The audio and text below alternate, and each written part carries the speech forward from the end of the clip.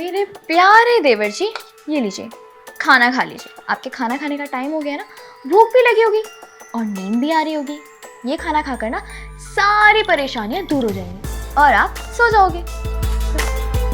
खाओ।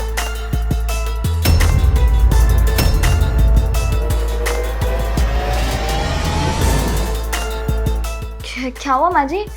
तू मेरे बेटे को ये खाना कैसे खिला सकती है? ऐसा क्या हो गया जो आप मुझे सुमित को खाना खिलाने से मना कर रही हैं? अच्छा, तुझे नहीं पता तूने क्या किया है?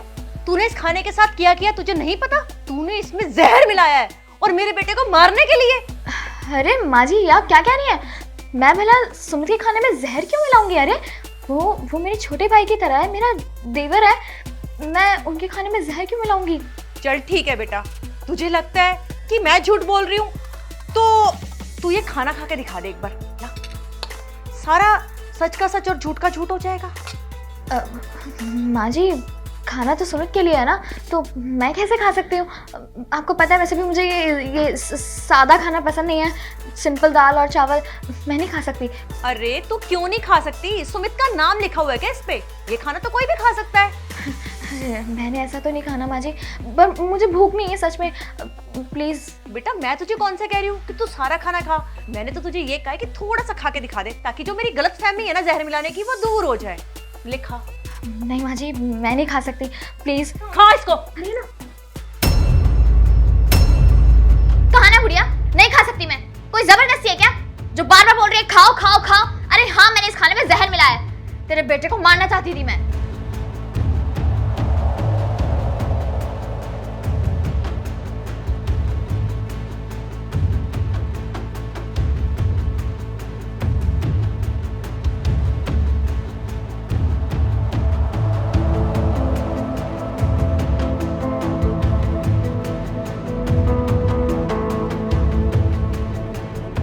बेटा तूने ऐसा क्यों किया, और वो भी इस अपाहिज के साथ जो बेचारा मुंह से बोल नहीं सकता, चल नहीं सकता, कुछ कर नहीं सकता, उसके खाने में जहर मिलाया तूने। ये आप मुझसे पूछ रही हैं कि मैं आपके बेटे को क्यों मारना चाहती थी? अरे जिस दिन से मैं शादी करके आपके इस घर में आई हूँ ना बहू बनकर, बहू से ज्यादा मुझे ऐसा लगता है कि मैं आपके बेटे की केयर टेकर हूँ। अरे नौकरानी बना कर रख दिया आपने मुझे। तो इसका ध्यान रखो, इसके कपड़ों का ध्यान रखो, इसके खाने पीने का, दवाइयों का।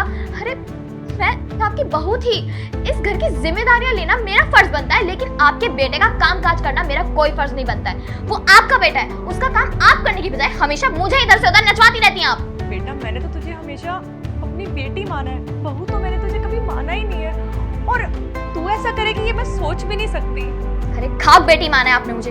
अगर बेटी माना होता ना तो आपने मेरी आंखों में देख लिया होता कि मैं कितनी परेशान हूँ, कितनी थक जाती हूँ हमेशा इतनी ज्यादा भाग दौड़ करके। अरे घर के कामों के साथ साथ मुझे इसकी जिम्मेदारी भी लेनी पड़ती है। वैसे भी ये किसी काम का नहीं है, अपाहिज कहीं का, हमेशा बस पड़ा रहता है एक जगह पर। इसलिए मैंने सोचा कि इसके खाने में जहर मिलाकर मैं इसे मार दूंगी ताकि मेरे सर का भी बोझ हटे और हम सबकी सरदर्दी खत्म हो। बहुत हुआ तेरा, निकल जा मेरे घर से बाहर। मेरे बेटे को जहर देने की कोशिश करी, उसे मारने की कोशिश करी, मैं तुझे कभी माफ नहीं करूंगी। आपको क्या लगता है कि आप मुझे घर से जाने के लिए कहेंगी और मैं चली जाऊंगी?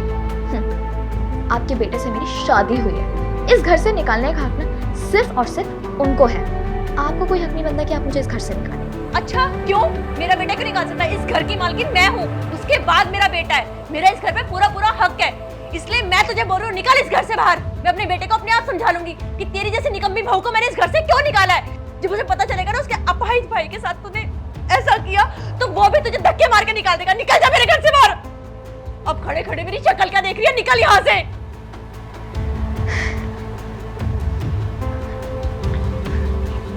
मेरे प्यारे बेटे,